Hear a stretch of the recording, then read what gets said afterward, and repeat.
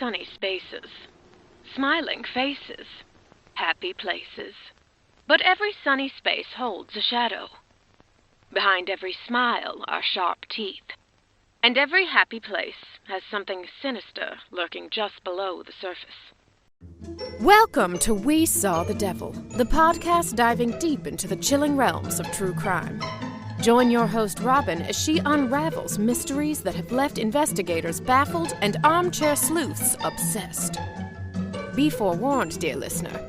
We Saw the Devil is not for the faint of heart. Our unflinching exploration will take you to the darkest corners of the psyche and through the unimaginable depths of human darkness to unearth stark secrets to the harsh light of day.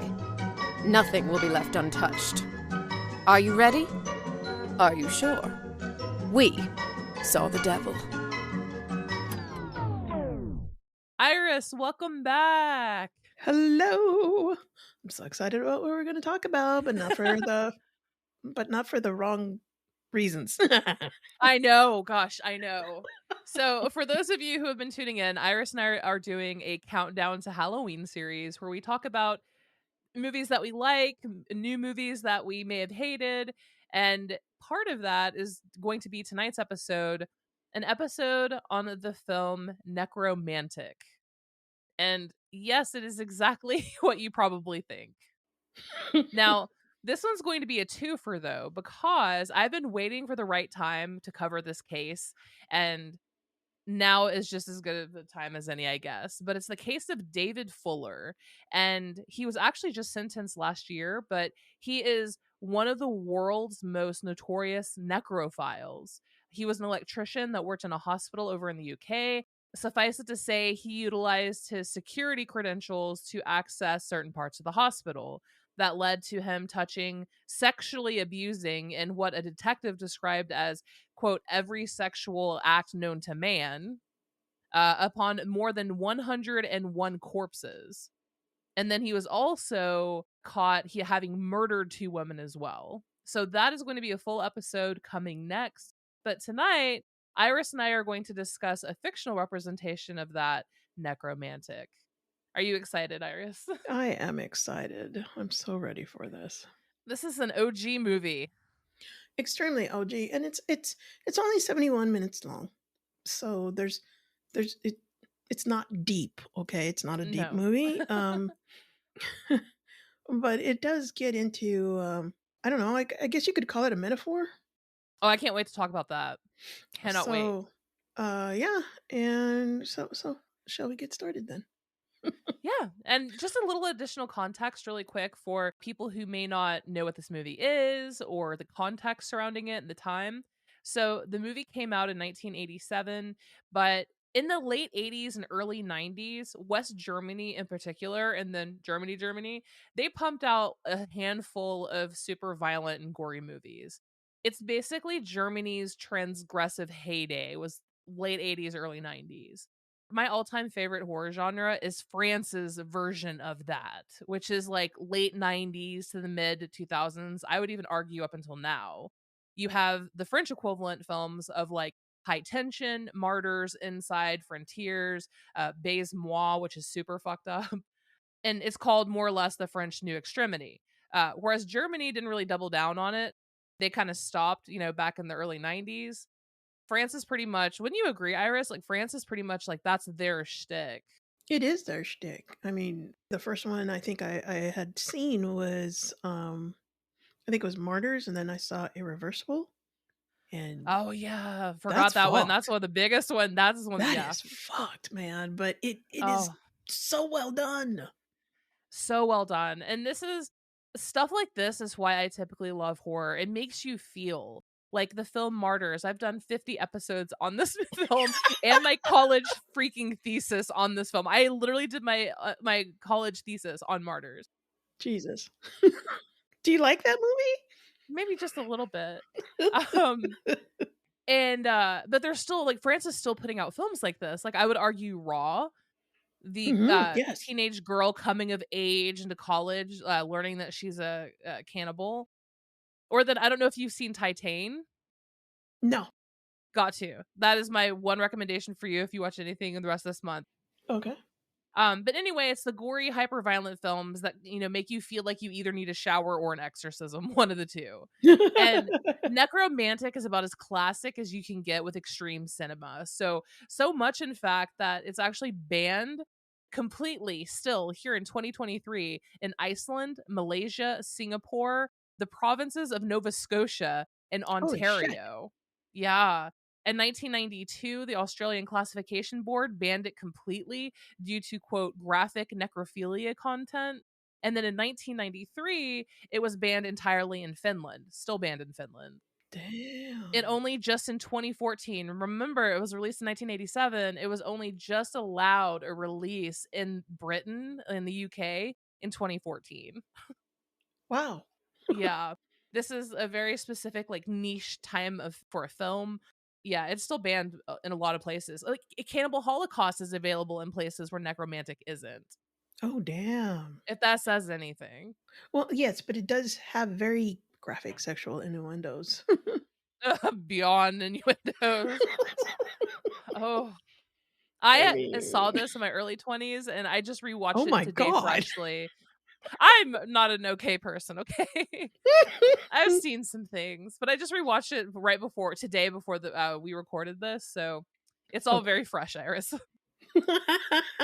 But kick it off and tell the people. All right, let's go into this. So, here we have a film, like Robin said, 1987. This movie has a lot of peeing in it, as in urinating. The very That first thing on my notepad. okay, because it happens several times. So, yeah, I love the beginning of this. Very, very metaphoric. It is a couple. They are in a car. They are traveling. They are bitching at each other. The guy finally gets upset with his wife or, girlfriend, whatever, grabs the map. And of course, because he's being such a dickhead, he doesn't see that they're hitting, I don't know, kind of like the road is closed or a cliff or something. And, Barrier well, of some sort. yes, a barrier of some sort. And, well, they basically have an accident. It's fatal. She gets cut in half and he is still in the car. Interesting practical effects on this, especially for Betty, his wife. It was, For her torso. yeah, for her torso. It was pretty good, and they had a whole bunch of grass, I guess, where the rest of her body was, like for real. Yeah, but I thought it was nicely done. But we see this company, and I believe it's Joe's street cleaning Yes. agency. They show up, and basically what they do is they clean up public spaces after there has been a fatality or nastiness of some sort. And this is where we are introduced to Robert. As they're taking the body out, Robert kind of decides that he is going to take the guy's eye, and he sticks it in his pocket. They end up cleaning, they go back to their place, and the Bruno, which is the supervisor, goes to Joe, the owner, and he's like, I don't fucking like this guy, Robert. He sucks. Yeah. And Joe's like, figure it out. Go work. Go do something. Kind of like how I tell my kids, go color.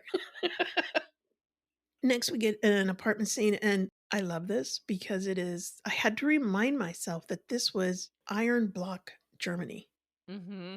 Mm-hmm. Right? The wall was still there when this was made.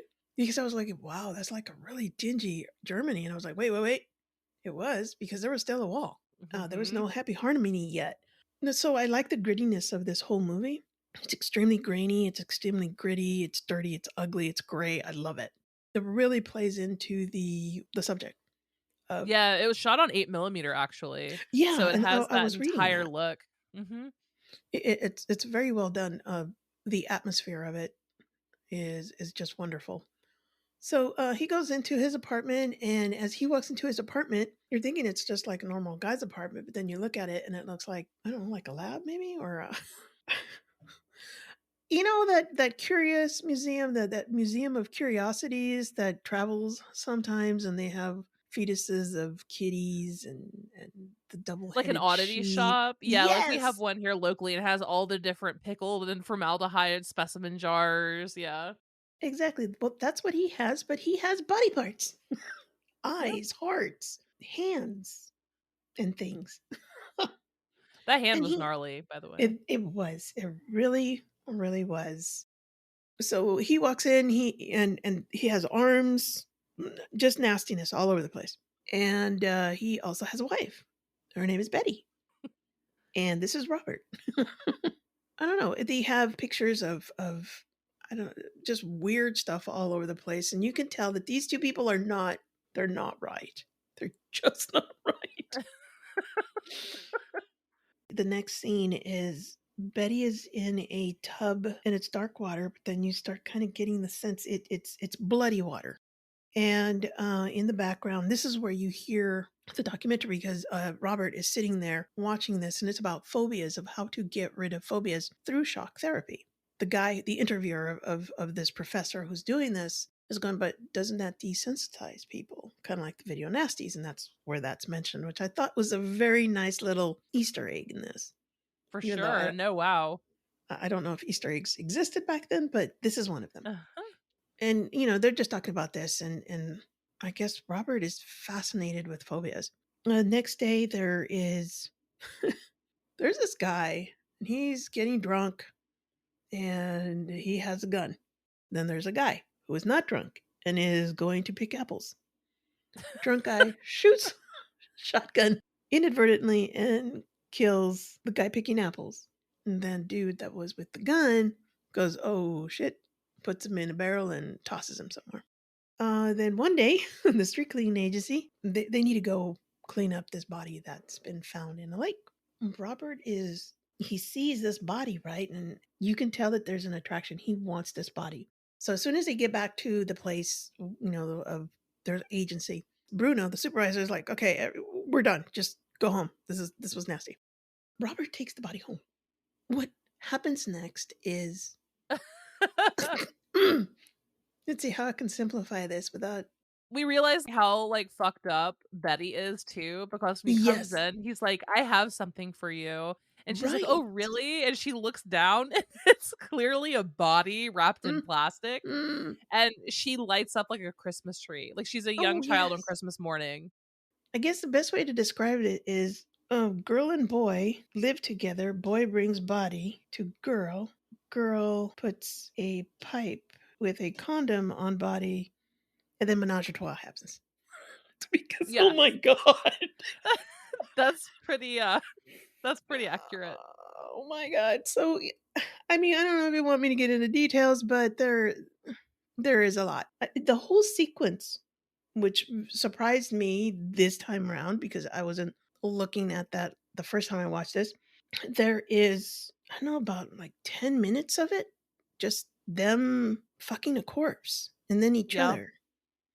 Mm-hmm. And once they're done, because this is a lot of work. They're hungry, so they have a steak. Which may or may not be a body part that he brought home. Exactly. Yes. Exactly. And it doesn't look like it. Let me tell you, but it does. Yeah, interesting. After that, Bruno smells something funny at work. Bruno does not like Robert. He hates him and finds a reason to fire him. He does, because Robert left his coveralls in the locker Stinky. and they were stinky. So there is no smell worse in this world than a body who's been in water. Okay. Let me tell you, that is the worst smell in the world. I Jesus. cannot imagine. I mean, it's to describe it, it's kind of like this greasy smell that coats the back of your throat. That's what it's like. So think of a pork chop that's been left in the fridge too long, and it's got that smell that sticks to everything. That's what it is, and it sticks to the back of your throat for a while. It's disgusting. How many have you seen? At least 10. Oh God. Yeah. Ugh. Gross. Okay. Extremely gross. Sorry. Anyway, hopefully I'm not grossing people out here. So he's fired. He comes home and Betty loses her shit. But of course, while he's off at work, Betty and Corpse Guy decide to get one on because she wanted some private time with Corpse.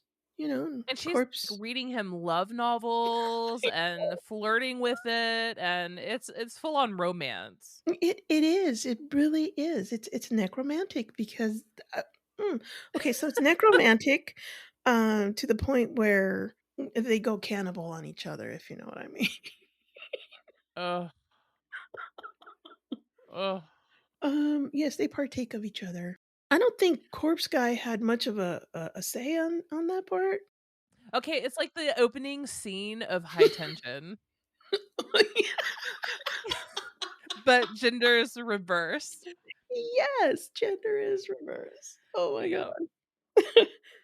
god. So yeah, poor Robert, he gets fired. Betty says, "How the fuck you gonna bring me another corpse?" So she gets mad, she leaves With the corpse? with the corpse because she was getting more out of him, I guess, than Robert. Like she thinks Robert is a pussy. He's not a man because he didn't stand up for himself.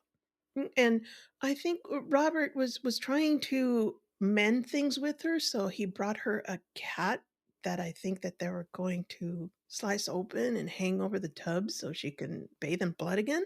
And this part really bugged me because the cat was so cute.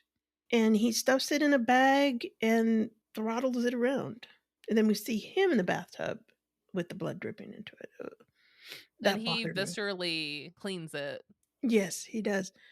And there's always also flashbacks to a rabbit being killed, gutted, and skinned.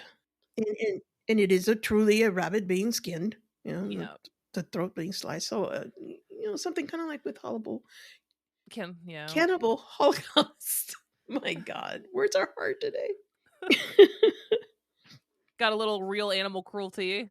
Yes, we do. And again, it's sustainable though. Cat is not, though, right? No, the cat is not real. Everything that I've read says the cat is not real. No, no.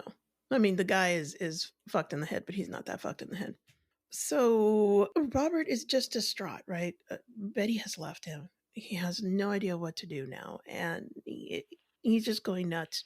He starts drinking. He has these dreams that are completely off the wall. He feels that he's a corpse at one point, and then he goes to a sex worker, takes her to the cemetery because that's where he gets his groove on, right? Around dead people. But apparently his little Robert is not into it because she's alive. So she starts calling him names and stuff. So he kills her. Then apparently that's when little Robert wakes up. Next morning, we have the gravedigger. He comes in, he sees that. And then one of the most spectacular kills from a shovel. I did not know that they were this sharp. He swings at the guy and takes half of his head off. And that was a pretty good kill. And I liked the practical effects on that. That was really good. And then Robert basically just loses it. All of a sudden he gets this marvelous idea as he's walking around on the countryside. He goes home and he has a knife. He lays down on the bed. He has a knife. He has a heart on and he stabs himself and he comes, which is la petite mort, an orgasm. That's what the French call it, the little death. So basically he's killing himself as he's coming. And then you see him being, he's in the ground. He's at a grave. And a woman is digging him up. I wonder who could that be, Robin? Monica from Necromantic too. There you go. Mhm. So, and yes, there's yeah. a sequel. Yes, there is a sequel, folks, because this movie is so good. But yeah, so 71 minutes in 22. And that's basically this movie. But there is so much behind all the imagery and everything. Just so much. I can't wait to break this down because I think Please. this may be our first movie, Iris, where we may disagree. Probably. So why don't you go ahead? Take it. Okay. So I guess just my thoughts on the film as a whole, or not as a whole, just kind of breaking it back down a little bit. I agree with you. The atmosphere is wonderful. The way he shot it, especially on 8mm. And this film was released in HD. So there is like a shiny, pretty version of it. Oh, I must find this. Yeah, that you can buy. Like, I would be curious to see that and how much it changes the viewing experience because, it's very artsy, very grainy for sure. Atmosphere is great. I think the casting was wonderful for Robert and Betty. I think the look of them just fit the film and the contents just so well. Also, the actress who plays Betty looks actually in a couple shots like Ava Green. Like She a very does. young Ava Green, and it just made me, I don't know if I'll ever think of her the same way now. You noticed that too? Yes, I did. Oh, man. And also backing up your peeing, the very first scene in the movie, literally opening screen, opening shot is a woman peeing on the side of the road. Yeah, the dialogue though is very stiff. It almost has kind of like that World War II old-timey German accent that's Mm-hmm. not really relevant today in modern time, I guess. That was kind of odd. You have Joe's street cleaning agency, which is so funny that that's literally what it's called. I laughed a good bit there. Thought it was ridiculous. Like, I think the first sign that something is really wrong with Robert also is the first time he comes home, he's wearing a trench coat over his bloody crime scene cleanup outfit. It's a white plastic hazmat Mm. type of thing, and it's covered in blood, and he's just wearing his regular trench coat right on top of it. Like all the way home, I'm pretty sure that most of his coworkers probably would have changed and not bloodied up their clothes. But it's kind of like, oh wow, okay, sir. Yeah, and then I guess talk about the sex scene. Let's talk about that sex scene. If any of you have weak constitutions, Now I is the time suggest to. now is the time. I'm giving you fair warning that you can absolutely pause, stop, not listen to any more. It's gonna get rough, okay? I saw this film originally in my early 20s. York Bucharite he's well known in extreme horror circles and in the horror community. Those of us who lend more towards extreme gory type of stuff. But the first film I saw by him, it was in Murfreesboro, Tennessee. A little college kind of alternative. It was indie video or something. And I picked up another film by him, Schramm, which is basically about a serial killer who's dying, and the film is about his life and events and people he killed and blah blah blah. That film actually shows him much like Albert Fish, how Albert Fish used to jam needles Oh. into his junk. Uh. This actually shows him nailing the head of his penis into a board. Oh. So that was the first time my exposure to York Bucharite in my early 20s. I was like 19 when I saw that. And then in my Jesus. early 20s, I found Nekromantik, and I wasn't that impacted by it back then. I don't know. I was one of those people, I was one of those internet kids that grew up on Reddit and 4chan and bestgore.com and all the really awful stuff. So when I saw Nekromantik for the first time, it didn't impact me much, honestly. I Really? was like, okay, this is silly looking. The sex scene when Betty, Robert, and the corpse are in bed, there's almost this filter, this blurry effect that comes over the scene. So everything is a tiny, tiny bit blurred. But there's the cheesiest softcore porn piano music playing. Yes. The music is another thing in this. So the screen is kind of blurry. There's this weird blurry effect over all the action, but you can kind of see what's happening. I'm thankful not in graphic detail. So the corpse, was a victim of drowning. It was found in a lake. So it's ooey. It's gooey. Meh. There's like the viscousness that's on this corpse. Yes. The corpse itself, I mean, for 1987, sure, I guess, but I feel like it looks so bad. Correct me if I'm wrong, Iris. I've never seen a corpse in that state of decay and decomp up close and personal. I have, but you might not. I have not. How realistic is it? It's not. Right. Okay. But then again, I mean, it was zero budget, right? So zero budget. York Bucharite, he wrote, directed, acted, got everything. He did everything. Edited it. Yeah, it was on zero budget, and the leads were his friends. Yep. Not expecting much there, but yeah, like Iris said, they cut off, was it a table leg or a pipe? I couldn't tell. It was a pipe. It looked like a pipe on the outside, but like wood pulp or something on the inside. I couldn't tell. But yeah, they put a condom on it and shove it right into the pelvic area of the corpse, and she goes to town on it, and they're like touching the corpse everywhere, and it's ooey gooey. And the one part that got me a little gaggy was when they keep licking the partially decayed eyeball. Yes. Okay. I'm just like, my mouth is watering. they lick this eyeball, and it's a real eyeball that they actually got from a slaughter. It's a pig's eyeball that they picked up Yes. from a slaughterhouse. And so they are licking this pig's eye. Oh my goodness. Yeah, and then so the sex scene, it goes on, like Iris said, for like 10 minutes of this, of them just touching and caressing and kissing the face of the corpse and licking the eyes, and yeah. 10 minutes is a long time. It really is. It really, really is.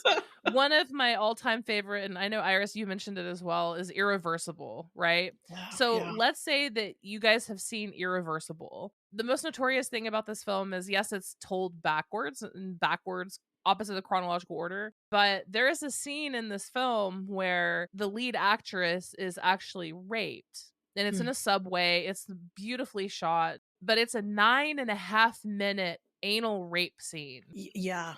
And it's the camera's like kind of close up into her face, and the director makes you watch it for 9.5 minutes. Extremely uncomfortable. It is so, it's almost life-changing cinema of just horrificness. It is just so hard to sit through. And Necromantic is somewhere about that time frame Mm. of someone initiating intercourse and a threesome with a corpse. Yeah. So it's a long time. It is. It is a very long time. Whew. Yeah. Did not appreciate the animal cruelty, the rabbit. I know that it was the cousin, it was the York Bucharite's like cousin's farm. He had a rabbit farm or something. And so the rabbit was going to die regardless. It was part of a farm. Fun fact, Britain, the UK, part of the video nasties type of thing, the rating system reviewed that fact, and it's one of the only things that got it unbanned, is because it was considered documentary footage. So, but it's really hard, and I feel like there's some similarities to an Antichrist, Lars von Trier's Antichrist here as well. Yeah. But yeah, the interspersing really violent imagery with imagery of love or sex or whatever is not new. But he does it here. You see a rabbit being stabbed, bludgeoned, skinned, and gutted, interspersed with With munting. Mm. Mm. Whew. When, not gonna lie, on my rewatch, when I saw him cut off the metal pipe and I saw them stick it on the corpse, I was like, oh no, here we go. This is how it all ends. But yeah, it's very, even for 1987, it's still just the thought of it, you know? Mm. Yeah, and then the end, I don't really have much to say. Like, it's very straightforward, the rest of it, until the very end when Robert kills himself. I mean, it literally erupts in the end in a fountain of semen and blood as Yeah. he's stabbing himself, and then he's dead and being unearthed in the final clip. I don't know. So I guess that's my thought. It's an engaging film. It's very 80s feeling. I'm just meh over it.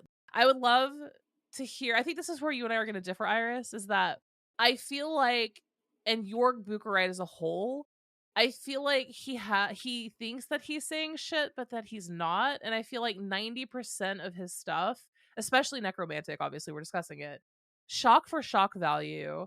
The desensitization, especially at the end, which, okay, I'll give you the credit of, as he's stabbing himself and masturbating and orgasming, it's actually the rabbit footage of the rabbit being ripped apart, but it's actually reversed. So the rabbit is actually being made whole again. Yeah. Okay, I will give you that imagery and whatnot.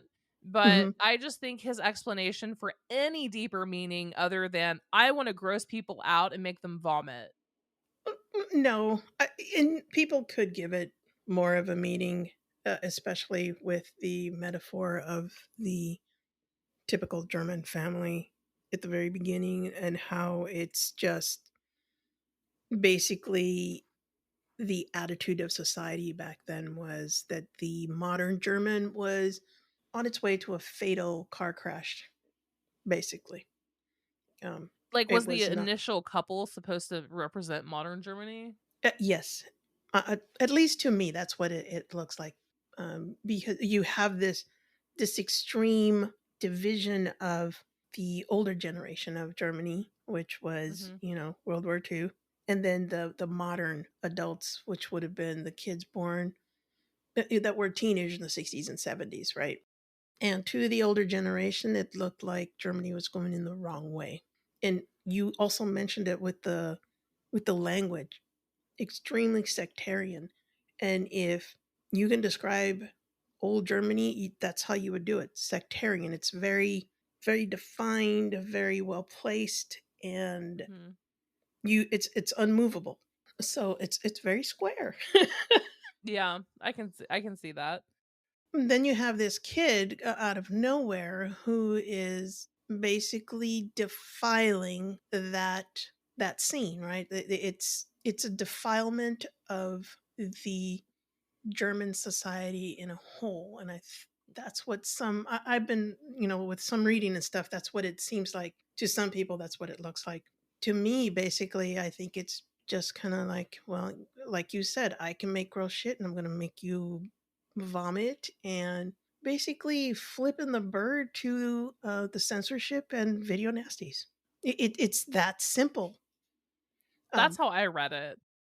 and now all the grossness and stuff in it, again, not such a big deal. The rabbit didn't bother me, kind of like how the animals in Cannibal Holocaust didn't bother me, because it was it was sustainable death. It wasn't something that was just being killed for, just to be killed. The cat, which I know didn't get killed for real, that bothered me, which I'm still trying to figure out how fucked up is my head. But I'm a meat eater, so maybe that's why. I don't know. I mean, and the whole argument can be said for that too, as far as like desensitization of we eat meat, but yeah, I mean, look at me. I am a huge meat eater. My main hobby is smoking meat. And Yum. yet I have to go to doesthedogdie.com before everything that I see because I just can't handle any sort of animal cruelty in my film. I mean, this is the most hypocritical thing on this earth. Well, I mean, So look at the movies we watch. that's true. Another thing that I found interesting, was how, okay, so she calls him a pussy and says that he's not a man. And in none of the movies do you really see him fucking her. She's No. fucking the corpse. Mm-hmm. And he's basically the third wheel, if you really think about it, in that whole scene. He's there because it's his wife. They weren't really like, it doesn't show them really as a super happy couple before. Mm-mm. She lights up when he brings the corpse home. Right, because now she has something to, maybe it's because she now has something to fuck. I don't know. Maybe there's some impotency issues there, which I think were happening because when he was The sex worker. right, when he was with the sex worker, he could not get up. So maybe there is an issue. He is a corpse himself, financially and sexually. He's Mm-hmm. dead. And I like how the whole cycle of life, death, and then back to life comes, pun intended. Did it? At the end, when, like you said, it was just a puddle of blood and semen, just, being spurted everywhere. And then you see him being dug up. So his death, and it's kind of like a rebirth. So you have that cycle of birth, sex, death, birth, sex, death. But I think that's as deep as you can really get into this movie, because really what you're watching is untethered gore Yes. on purpose, because somebody wants to make a statement of, I can be really fucked up, and I'm going to show you. Back in my old horror movie podcast days, I interviewed Scott Spiegel, who did Hostel 2 and a couple others. And, Mhm. I asked him the question because if you recall, Hostel came out and it was hardcore for its time. It really was.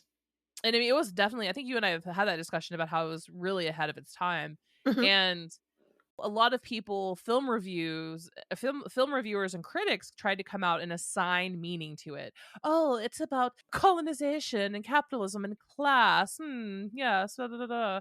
And Scott Spiegel, who's best friends with Eli Roth, came out and was like, that's fucking hilarious. It's not about anything like that. We just wanted to make a movie that would make people gag. That's quite literally it. That's all that we talked about. That's the only thing purpose that we made it was just to have fun with cool kills.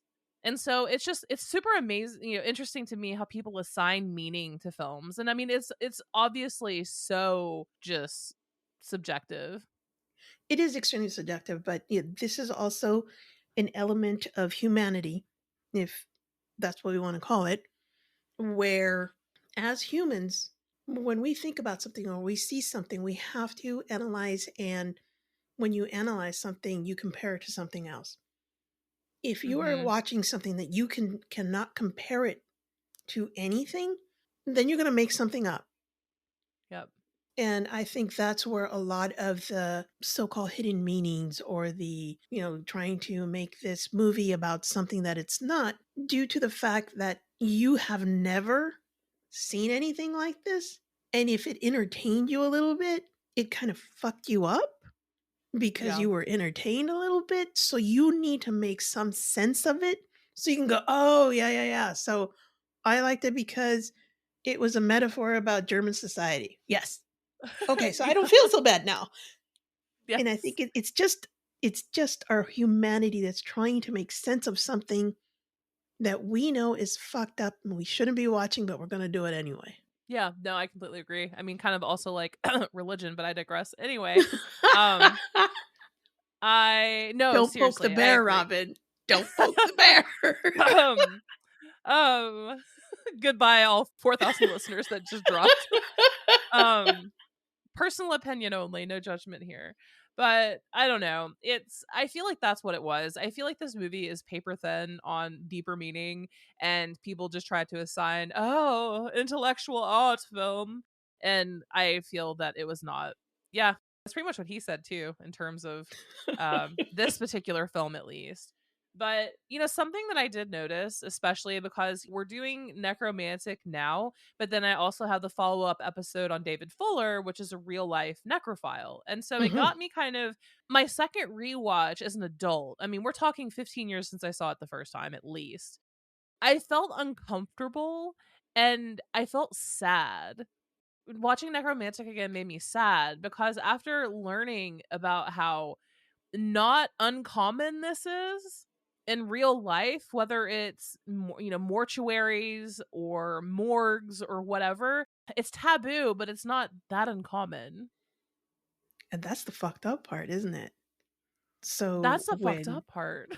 You're entertained mildly by this, knowing that this happens for real, kind of makes you question yourself a little. Therefore, I need to give it meaning.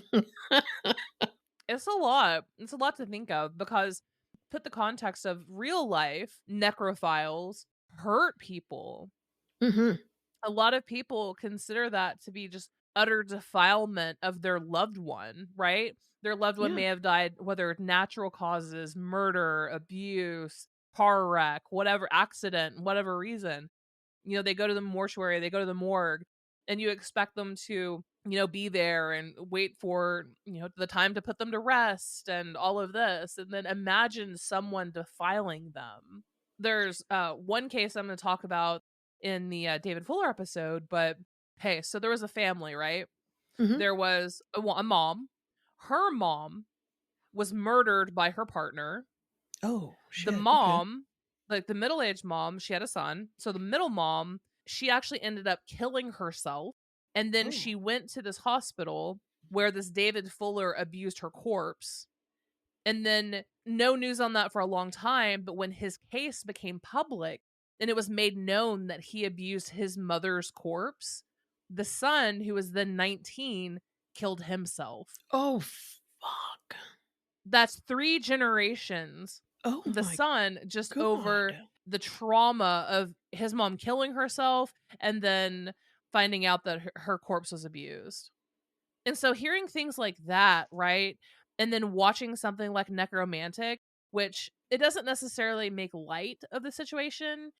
I mean, I don't know. It just makes me feel things. Well, no. And rightly so. Okay, rightly so. bringing to light something like this is, in his thought, I'm going to think about the grossest thing I can bring to light too, right? And as moviegoers, we can go see something and completely turn ourselves off and be entertained, period. Yep. But when we bring something like this into reality, into society, if we didn't feel anything, I think that's where it would be fucked up. That's true. If you as a person could sit and watch something like this, know that in reality it does happen, it affects families in awful ways, and not feel anything, then I'd like to know your address because I don't want to live anywhere near you because you're a serial killer. Do you live in Oregon? Because I need to know. No, but seriously, that you have feelings that hit you that way is a good thing, because it shows that your black little heart isn't that black at all. End of story. That makes sense. I agree with that. I don't know. Am I getting soft in my old age? I don't think it's soft. I think it's experienced. The 19-year-old Robin did not have enough life experience to know that this really happens and affects families in really fucked up ways. The now Robin does. Therefore, the now Robin has enough experience to feel. That probably sums it up best. Ta-da! I think really researching true crime and being involved in true crime podcasting and putting in the effort to read the grisly details, the police reports and stuff like that, and then seeing movies about it is just kind of, I don't know, it's just kind of odd now. Will I stop? Absolutely not. But I hope not.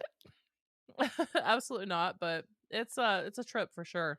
It Completely makes me feel agree. really horribly for the victims, where I don't think I would have had that sense of empathy before, to be honest. Like, I would have felt bad, right? Like, oh my God, that's horrible. That's terrifying. But I think that seeing Necromantic makes me feel even worse for the victims. Yeah, and rightly so, because you now have that experience, right? So, I wouldn't call it an experience, but well, yeah. I'm kidding. I'm kidding. Oh my God. Gallows humor, pun intended. Yes. Oh my goodness. But yeah, and I don't know. I don't think that more could be said about this movie than what we have. No. What do you give it out of a 5? Out of a 5, I'm gonna give it a 3. It's I like the gore. I'm a gore hound. If I'm gonna watch a movie and it's gonna entertain me, it better have some gore. I like body horror, so yeah, 3. I'll give it a 2. A 2. Two Okay. 2.5. 2.5. All right. For its That's time. decent. Definitely the points knocked off for the animal cruelty. I don't feel a need for that to be in my horror movies. Is that hypocritical of me? Sure, but like it's not something that I want to see. Kill the people, not the animals. Right, exactly. Is it that hard? But yeah, that's it for today, guys. Do you have any closing thoughts, Iris? Closing thoughts. We're human. Shit. I don't like that, but whatever.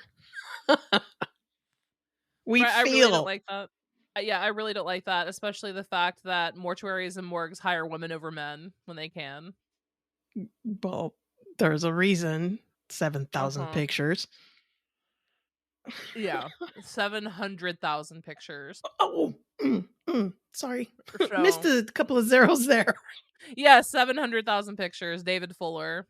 There's some grotesque details coming on that one. Oh, I can't wait for that one. My heart hurts for those people. Yeah, it is pretty fucked up. So Iris, what's next on your podcast journey? Well, Gary, Suzanne, and I will be getting together to do a few horror movies. We have yet to record the Nightbreed and Little Monsters. And I believe we'll probably have a chance to do another recording of 2 other horror movies. So I'm excited about that. It's like a horror movie galore right now. And it's great. But besides that, not much else. Nice. I'm super excited for Nightbreed. Yeah, Nightbreed's good. Can't wait for that one. That's actually classic. I need to rewatch it this year. Well, there you go. Now you have a reason why. Well, that's it for today, guys. Coming up, there will be another Chris Chan episode, continuing in the Chris Chan saga, so we can get you guys fully caught up on all the context and craziness that happened. And yeah, it's proving fruitful. Have It you sure is. are you keeping up with like the tweets and everything, Iris? Oh my God. The play. Oh, Yeah. did you And actually watch that? yes, I did. I watched it. There's a Do lot you of want to pictures. do like a 20-second synopsis? Like right now? Yeah, just off the top of your head, 20 seconds. Okay, so it's his version of Sonichu's version of Jesus Christ coming. There is Rosachu is an angel and comes to the other Rosachu, Mary, and tells her that there's going to be a baby. And yeah, there's a lot of drawings that are interesting, and it's a lot of rambling for the first 2/3 of it, and then the last third is him reading the new version of the Christmas story, and more to come. God bless you, my child. I couldn't even watch it. I couldn't force myself to watch it. I think that you officially earned your Christorian badge. Woo! Welcome, loser. Get in. Welcome, loser. We're going for a ride. We're going for a ride. Going to Quickville. Going to Quickville. But I'm just imploring you guys, because I was talking to a friend earlier today, and the Etsy, Chris Chan's Etsy, is completely sold out. Fuck, stop buying that shit. Stop buying it, you guys. I am imploring you. I am begging you. Please don't buy anything by this cretin. Please don't. When Iris and I recorded last week, there were so many items available. Everything from $15 all the way up to $200. Almost everything is sold out right now. So just a final random plea. Please stop. Don't feed the Chan. God damn it. No, don't feed it. I don't know. I'm excited though. But Iris, I'm gonna demand that you're right there with me when Chris Chan drops another video. And I will stand at attention with you. Until next crime, y'all.